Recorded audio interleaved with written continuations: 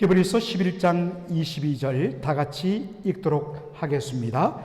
믿음으로 요셉은 임종시에 이스라엘 자손들이 떠날 것을 말하고 또 자기 뼈를 위하여 명하였으며 아멘. 오늘 저는 6월만이라도 라는 제목으로 말씀을 전하고자 합니다. 저도 최근에 인터넷을 통하여서 한 그런 독립투사를 알게 되었습니다. 아마 여러분들도 이분의 이름을 들으면 조금 낯설 것입니다. 이분의 호가 석주입니다. 석주 이상용 선생. 1858년에 태어나서 1932년에 중국 땅 길림에서 세상을 떠나신 독립운동가입니다. 19세기 중반에 태어났을 당시에 이분의 할아버지는 우리 조선왕조의 이조 판서였습니다. 그러니까 대단히 명문 가문이었습니다. 그리고 어마어마한 그 부를 가지고 있었는데 바로 옆에 여러분들 이상용 선생 바로 옆에 있는 저 사진이 지금 안동에 있는 임청각이라는 건물입니다. 지금 좀 줄어들었습니다만 저것이 조선시대 왕이 아닌 사대부가 가장 크게 지을 수 있는 집 칸수가 몇 칸이죠? 99칸짜리 집입니다. 99개 칸으로 되어 있는 거대한 대저택을 가진 어마어마한 부를 가진 그러한 집안의 장손이었습니다. 그런데 경술국치 1910년 8월 29일 경술년에 바로 일본에 의해서 우리 대한제국이 강제로 병합을 당합니다. 그래서 그날을 국치, 나라의 치욕이라 경술국치라고 그렇게 부르지요. 바로 나라가 일본에 의해서 망하게 되자 이분은 즉각적으로 자기 집에 있던 모든 노비들을 불러내고서 그들 눈앞에서 노비 문서를 불태우고 그들을 자유케 합니다. 그리고서는 재산을 정리해서 바로 만주로 건너가 독립운동에 뛰어듭니다. 이 집안이 놀라운 것은 가만히 한국 땅에 남아서 나라는 멸망되었지만은 그들이 가진 그 부와 지위는 그대로 유지할 수 있음에도 불구하고 나라를 바로 회복하기 위해서 이분의 동생, 자신들의 아들들, 조카들 도합 9명의 독립투사가 이 집안에서 탄생하게 됩니다. 그래서 일제는 이 이상용 선생 집안의 길을 꺾어야겠다 해서 어떻게 했느냐? 바로 기찻길을 그의 집인 임청각 앞 대문 앞으로 기찻길을 여서 날마다 기차 소리를 들어서 그 집안을 어지럽히겠다. 참 치졸한 방법으로 저렇게 기찻길을 놓은 것입니다. 모든 전 재산을 바로 독립운동에 다 넣고 그리고 직접 독립운동에 투신했습니다. 특별히 이상용 선생이 1919년 3.1 운동이 실패로 돌아가서 바로 저 북간도에 신흥무관학교를 세웁니다. 바로 독립군 지휘자들을, 독립군 장교들을 양성하는 일종의 사관학교인 신흥무관학교를 그렇게 설립하는데 헌신합니다. 그리고 1932년 74세의 나이기로 중국의 길림, 오늘 발음으로 지린에서 병사하십니다. 그런데 그가 죽어가면서 내린 유언이 뭐냐? 조선 땅이 해방되기 전에는 내 시신이라도 데려갈 생각을 말라. 얼마나 고향 땅 안동에 묻히고 싶었겠습니까? 그러나 조선 땅이 해방되기 전에는 내 시신이라도 데려갈 생각 말라.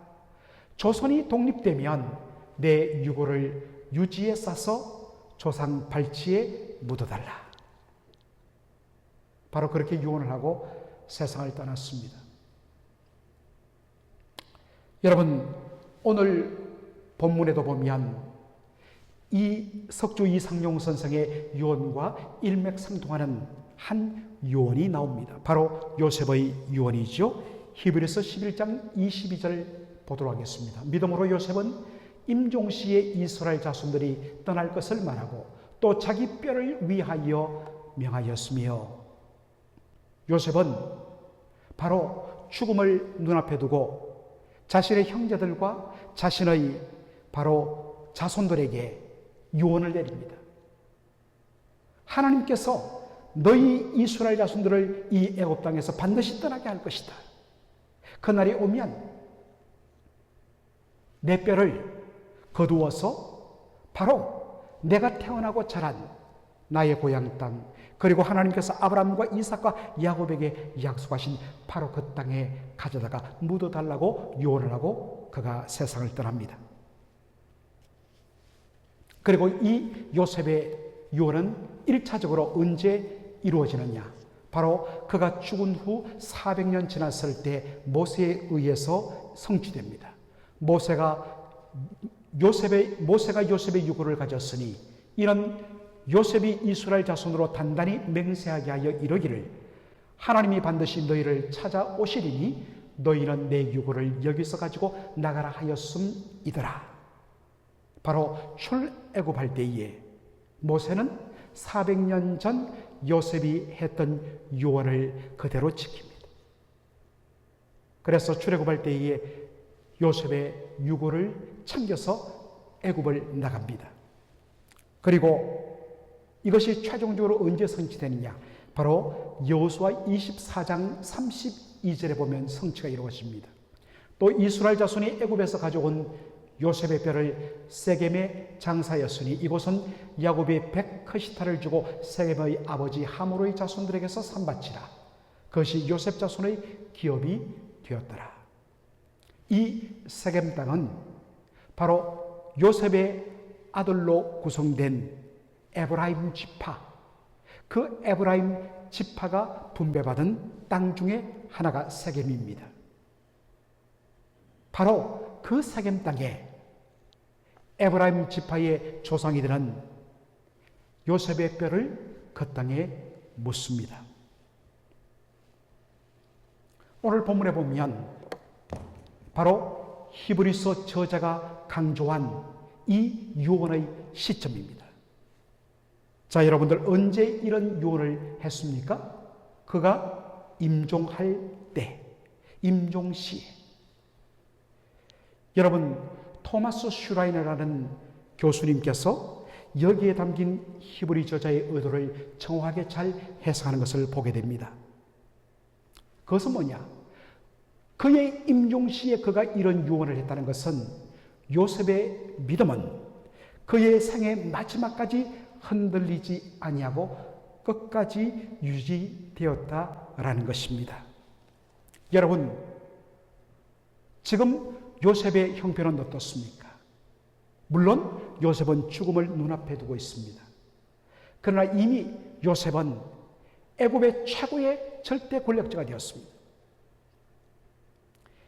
애굽의 왕 바로가 스스로 말하기를 내가 당신보다 나은 것은 왕관뿐이다. 그 나머지 모든 애굽의 권력은 당신에게 부여한다 라고 했습니다. 절대 권력을 소유했던 사람이 바로 요셉이었습니다. 여러분, 영국의 정치가요 역사가였던 존 달버그 액턴이라는 분이 계십니다. 그가 했던 아주 유명한 명언이 있습니다. 한번 보여주시기 바랍니다. 한번 보여주세요. 우리 한번 읽어볼까요? 시작. 권력은 부패하는 경향이 있으며 절대 권력은 절대 부패한다. Absolute power corrupts absolutely. 절대적인 권력은 반드시 절대적으로 뭐 한다고요? corrupts, 부패한다라는 것입니다. 이게 권력의 속성입니다. 처음에는 겸손합니다. 자기를 낮춥니다. 그런데 어느 순간 모든 권력이 자기의 손 안에 들어왔다 하는 순간 그때부터 눈이 돌아가요. 사탄의 유혹이죠. 그래서 자기가 가진 이 권력이 영원할 줄 알고 금방 무너지고 사라질 그 권력이 영원할 줄 알고 그 권력을 가지고 자기 마음대로 하고 싶은 그러한 욕망이 일어나고 그 욕망에 사로잡혀 사실은 자신을 망하게 하는 것입니다. 여기에서 자유로운 사람이 거의 없습니다. 그런데 놀랍게도 요셉은 이것과는 절대 권력은 절대 부패한다는 이 명언과는 정반대의 삶을 삽니다. 그것을 잘 보여주는 장면이 뭐냐? 바로 오늘 본문에 나오는 그의 임종시의 한 유언입니다. 그는 말합니다. 장차 이스라엘 자손이 이 애굽 땅을 떠나게 될 것이다. 여러분, 지금 요셉과 그의 자녀들과 그의 형제들과 그 형제의 자손들 어떤 삶을 살았을까요? 그들은 정말 애굽 땅에서 요셉 때문에 최상위의 삶을 살았습니다.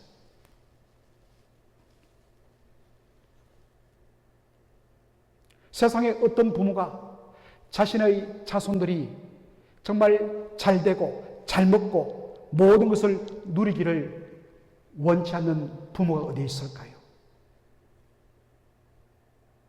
하나라도 더 모아서 나중에는 내 자식에게 물려주려는 것이 특별히 우리 한국 사람들의 그러한 속성입니다. 이 좋은 것을 자손 만대에 계속 누리게 하고 싶은 그런 욕망이 있을 것입니다. 그런데 요셉은 뭐라고 이야기합니까? 하나님께서 너희 이스라엘 자손들을 이 애굽에서 떠나게 하는 날이 올 것이다. 하나님이 내보내시면 어떻습니까? 모든 것 다 내려놓아야 됩니다. 안 내려놓으면 하나님께서 내려놓도록 만드십니다. 여러분, 우리가 출애굽기 1장을 보면 어떻습니까? 처음에 70명이 내려갔는데 400년이 지나면서 거의 200만 가까이 놀랍게 번성했습니다. 어마어마한 맨파워뿐만 아니라 그들이 번성했어요. 경제적으로도 부유했습니다. 그러니까 하나님께서 약속하신 그 땅, 하나님이 가라고 하는데 갈 수가 없어요. 너무 많이 가졌어요. 그래서 하나님께서 취하신 방법이 무엇입니까? 바로 요셉을 알지 못하는 즉 요셉을 인정하지 않는 새로운 애굽왕 바로를 세우시고 그를 통하여 하루아침에 어떤 선포를 칙령을 발표합니까? 모든 이스라엘 백성들 히브리 사람들의 자유를 박탈하고 그들을 노예로 만들어라. 도무지 있을 수 없는 일이 한순간에 일어난 것입니다. 그런데 그렇게 하나님께서 하지 아니하시면 이스라엘 백성들이 이 땅에 이 좋은 것을 가지고 하나님이 약속의 땅으로 가라고 할 때 갈 수가 없는 것입니다. 하나님은 그렇게 우리를 연단시키세요.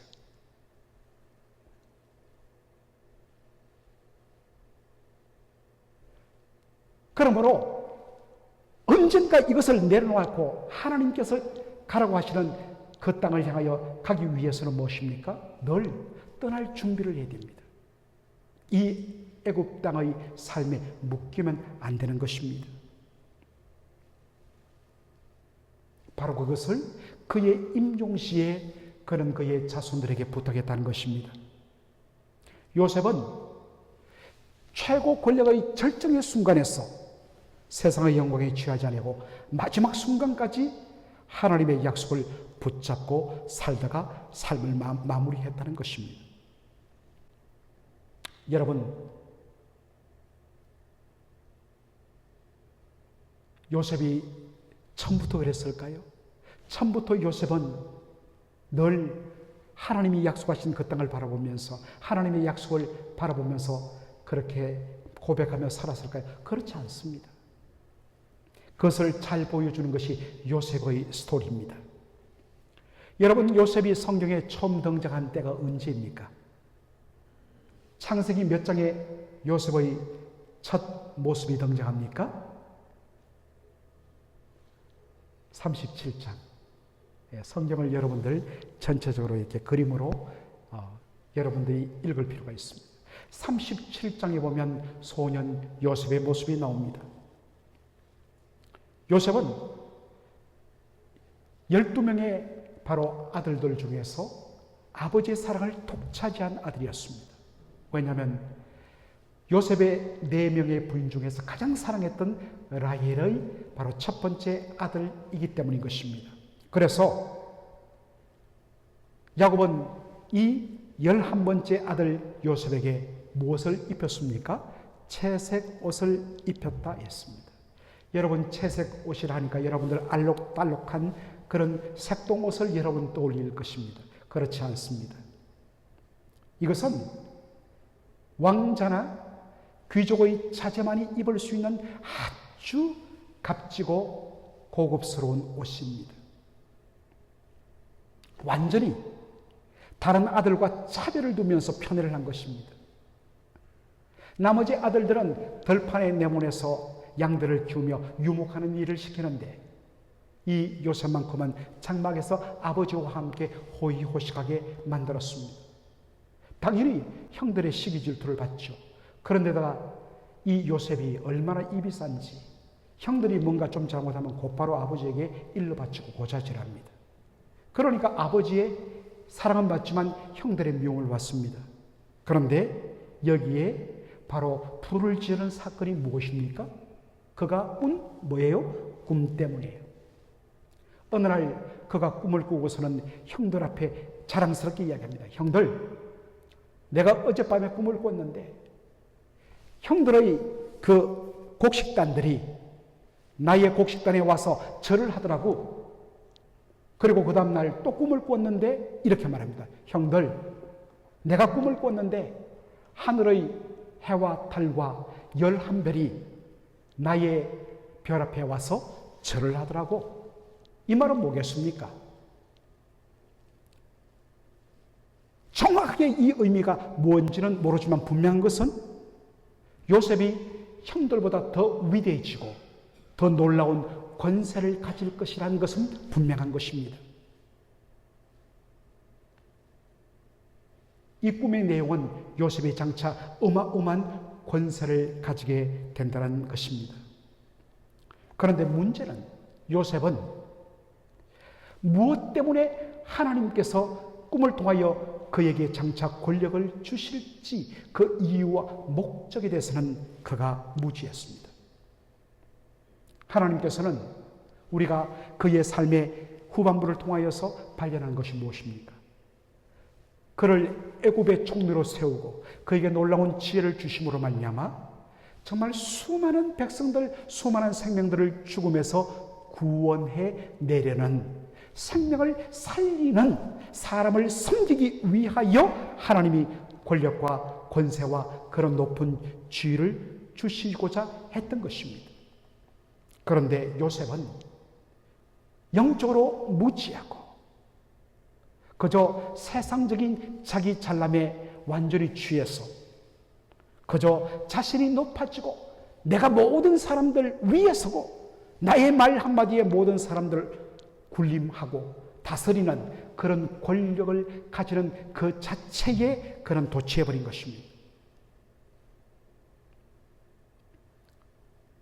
여러분들, 이 요셉을 다룰 때에 요셉의 성공 스토리, 요셉이 꾸었던 꿈, 그러한 비전, 그런 것에 초점을 맞춘 책들, 설교를 여러분 굉장히 주의하고 피해야 됩니다. 그것은 성경적 관점이 아니에요. 요셉은 꿈을 꾸었지만 하나님이 주신 그 꿈의 이유와 목적을 망각해 했습니다. 그래서 하나님께서 그냥 그대로 그 꿈을 이루어주면 어떻습니까? 그가 가진 권력으로 사람도 망하게 하고 결국에는 자기도 망하게 하는 거예요. 준비 안 된 그런 부귀와 권세는 자기도 망하고 가정도 망하고 그리고 사회와 나라 전체를 망하게 하는 것입니다. 하나님께서 반드시 그런 사람들을 연단시키게 되어 있습니다. 이대로 두면 안 되겠다는 생각을 가지고 하나님께서 허락하신 것이 무엇이었습니까? 바로 형들에 의해서 애굽에 바로 노예로 팔려가는 사건이었습니다. 그리고 거기 가서 또다시 누명을 쓰고 말로도 할 수 없는 고초를 겪습니다. 여기에서 그것을 다 일일이 말할 수가 없습니다. 그런데 바로 하나님께서 요셉에게 이러한 고난을 허락하신 이유와 목적에 대하여서 시편 105편의 기자가 이것을 정확하게 해석을 해줍니다. 여러분, 언제나 말씀은 말씀으로 접근하고 해석하고 풀어야 하는 것입니다. 자, 시편 105편 17절로 19절 우리 다 함께 읽겠습니다. 그가 한 사람을 앞서 보내셨으며 요셉이 종으로 팔렸도다. 그의 발은 착고를 차고 그의 몸은 쇠사슬에 매였으니 곧 여호와의 말씀이 응할 때까지라. 그의 말씀이 그를 발견하였도다. 여러분, 여기 보면 그의 몸은 쇠사슬에 매였다. 발은 착고에 채였다. 바로 그가 속박의 상태, 노예의 상태에 빠져 있음을 보여주는 그러한 설명이기도 하지만, 특별히 여러분, 그의 몸은 쇠사슬에 매였다는 이 말을 히브리어 원문을 그대로 직역하면 이런 뜻입니다. 쇠꼬챙이가 그의 영혼을 꿰뚫었다는 것입니다. 쇠꼬챙이가 그의 영혼, 그의 존재를 관통했다는 것입니다. 여러분, 가시 하나만 우리 손에 박혀도 얼마나 불편하고 아픕니까? 그런데 쇠꼬챙이가 우리의 몸과 영혼, 우리의 존재 전체를 꿰뚫어 버리면 여러분, 그 고통은 죽음의 고통입니다. 한마디로 죽음의 고통을 맛봤다는 것입니다. 언제까지요? 언제까지 이런 고통을 당했다고요? 곧 여호와의 뭐가? 말씀이 응할 때까지. 하나님의 말씀이 무엇입니까? 하나님의 뜻입니다. 하나님께서 꿈을 통하여 장차 요셉을 높이며 그에게 권세와 부귀를 주시겠다고 하신 그 뜻은 무엇 때문입니까? 자기 혼자 호의호식하고 사람들을 자기 발 앞에 꿀리며 그것을 가지고 자기를 과시하고 하는 이런 아주 일차원적이고 치졸한 그런 권력욕이 아니라 이 권력과 부귀를 통하여서 수많은 사람들을 살리려 하는 것이 하나님의 뜻인데, 이 철없는 것이 세상적인 사람들과 똑같은 권력욕에 취해서 그저 자기가 높아지고 자기가 드러나는 여기에 도취한 것, 이것 갖고는 그 권력을 가지고 사람들을 오히려 죽이는 것입니다. 그래서 그것을 온전히 그가 인정하고 깨달을 때까지, 항복할 때까지 하나님께서 그를 매이하여 놓았다는 것입니다.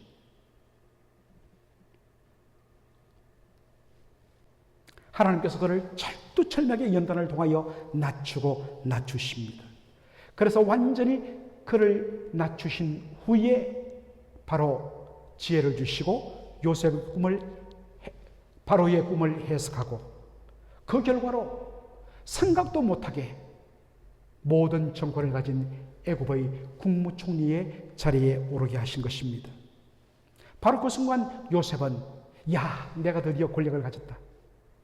야, 보디발, 이제 너 내 밑에지? 이리 와. 너 부인하고 이리 와. 보복하지 않았습니다.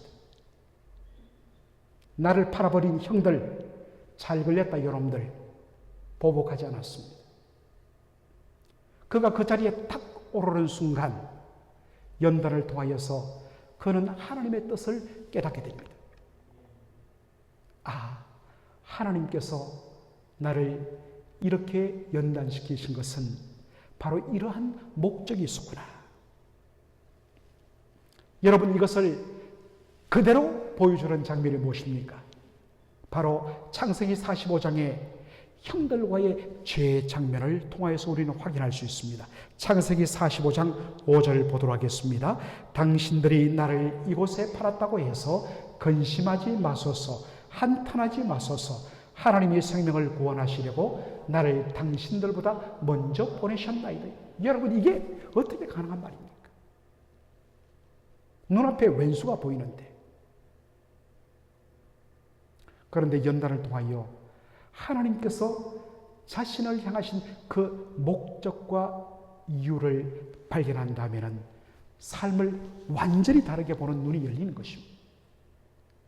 우리가 어떠한 사람에 대하여서 여러 어려움을 겪어서 내가 어떤 자리에 오르고 어떤 힘이 가졌을 때 그것을 가지고 보복하는 것, 세상 정치 보면 많이 있지 않습니까? 교회 안에서도 그런 것들이 많아요. 이유는 뭐냐? 아직도 은혜를 받지 못했습니다.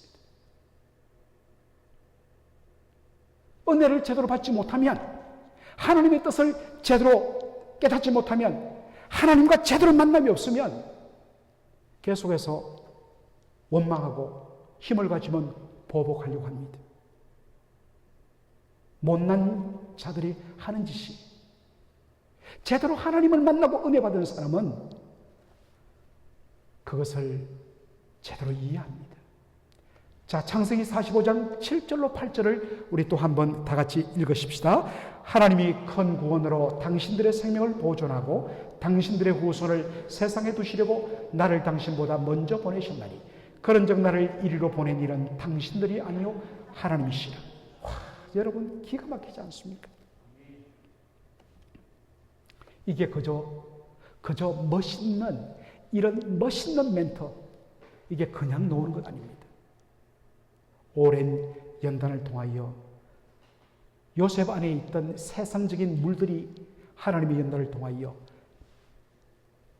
그렇게 빠지고 온전히 내려놓음을 통하여서 이런 고백이 나온다는 것입니다. 그리고 이때부터 중요합니다. 여러분, 우리가 그렇잖아요. 한번 은혜 받았어요. 은혜가 충만합니다. 그런데 어느 정도 막 나가다가 어느 순간부터 다시 또 돌아가는 자신을 발견하게 되고 또 주변에 많은 사람들을 보게 됩니다. 이유는 무엇이냐? 여러분, 한 번 은혜 받았다고 그것이 평생 가지 않습니다. 그 은혜 받은 감격 가운데 더 깨어서 날마다 그것을 지키고 유지하고 그 은혜를 붙잡고 그 믿음을 유지하려는 몸부림이 없으면 여러분 다시 돌아가게 돼 있어요. 이게 우리 안에 있는 죄성의 무숨이에요. 그래서 근신하여 깨어 기도하라고 하는 이유가 거기에 있습니다. 요셉은 바로 그 은혜를 경험한 그날부터 더욱더 자신의 마음의 허리를 동이면서 어떠한 형편과 상황 속에서도 이 하나님의 이유와 목적을 놓치지 않고 하나님의 뜻을 따라 살려고 몸부림을 칩니다.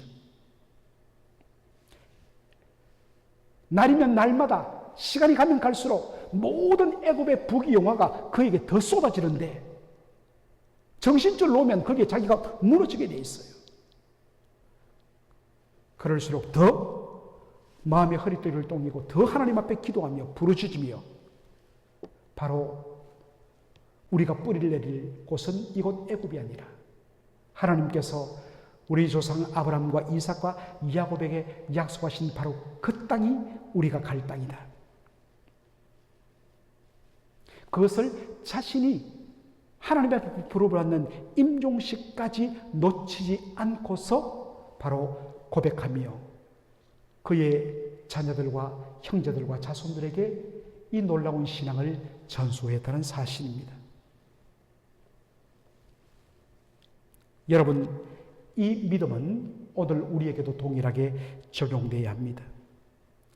여러분, 어차피 이 땅은 우리가 영원히 거할 우리의 집이 아닙니다. 우리는 이 땅에서 나그네와 행인으로 본향을 바라보면서 살게 되어 있습니다.